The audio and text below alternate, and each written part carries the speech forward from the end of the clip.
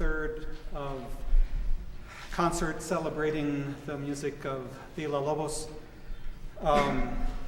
This is the last one that will take place here. There's one more in 2 weeks on Saturday the 31st at the Outpost Performance Space. That's in the program.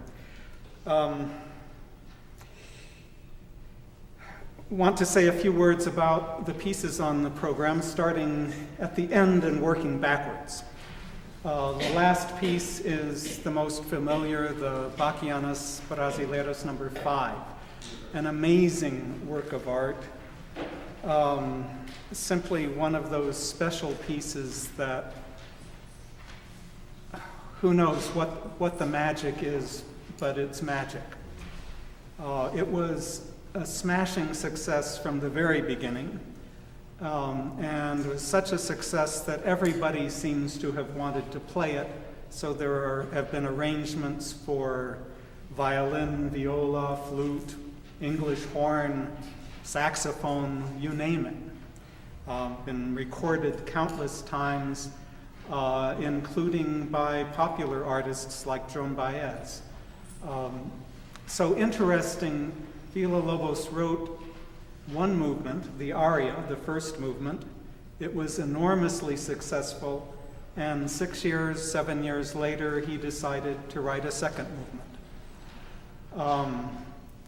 I guess he thought it needed a little balance, and probably also he was inspired by a poem. The poems in each of these are really very characteristically Brazilian, filled with a kind of an exuberant joy of life, of nature, of music. So they fit very well together.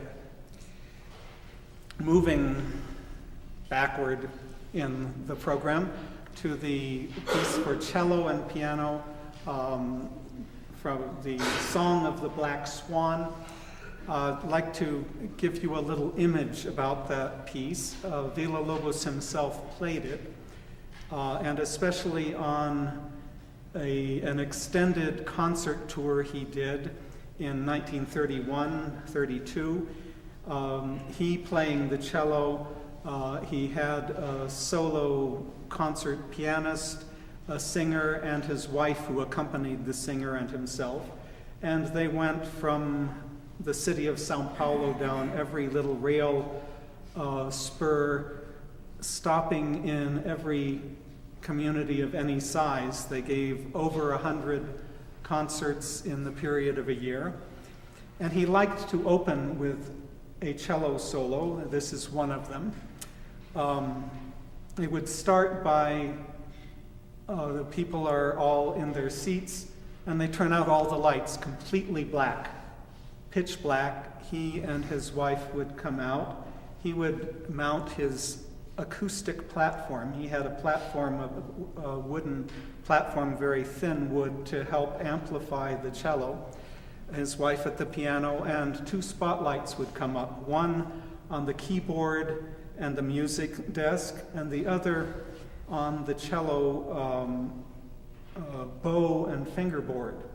And they would begin to play. They would play like that with their faces completely in darkness, so that it seemed as if there were simply these disembodied hands playing. In other words, he was a bit of a showman. An aspect of his personality that I think is interesting. The string quartet number 1, he wrote it in 1915. He and his wife had gone to the city of Freiburg, in a Portuguese version, close to Rio de Janeiro, where they had friends and supporters, to do a series of chamber concerts devoted to his works, preparatory to taking it to Rio, the big city, and doing the same thing there. And there was a string quartet in that city who asked him to write a piece, so he did. The piece remained unpublished and really had not had its large-scale public debut until the 1940s.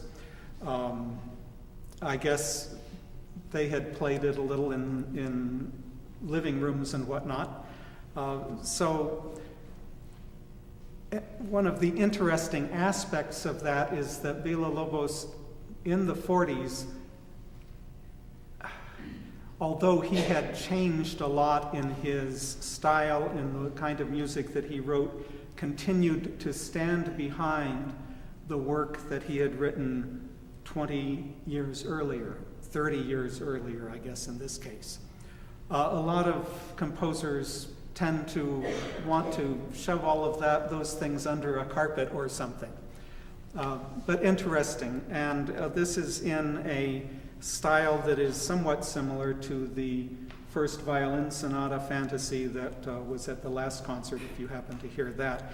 Not really very similar to his later works, more of a European sound to it. And finally, we come to what I'm going to play in this first half, the cirandas. I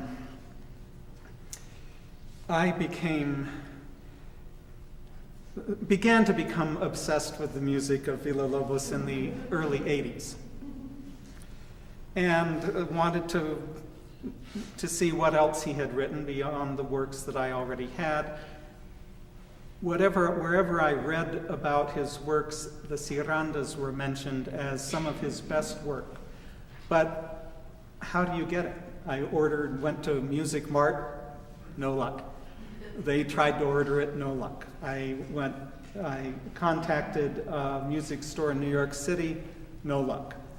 I found the address of the publisher in Rio de Janeiro, wrote there, no response. Then I discovered that publisher had been purchased by another publisher now in Sao Paulo, got that address, wrote to them, return mail, I just inquired about it, return mail, I got a score. And he said, please send me a $10 bill or something like that, cash. Some clerk doing a little bit of black market stuff. I don't know. But anyway, I got the score and I fell in love with it instantly. I performed the first 8 25 years ago for a concert in honor of Villa-Lobos' 100th birthday. And I've been working on them ever since, and I don't regret a moment of that time. They are works that I think are astonishing, very pianistic. They require, though, a technique that is far different from the technique of Chopin, of Brahms, of Liszt, of Debussy. It's his own approach. He was a very idiosyncratic composer for the piano, but he played the piano a lot himself. He improvised on it very well. And he was always trying to get new and different sounds out of it. So this is the result of that.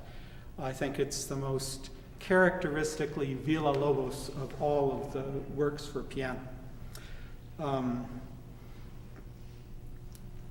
So before I sit down, first, please turn off any cell phones and whatnot.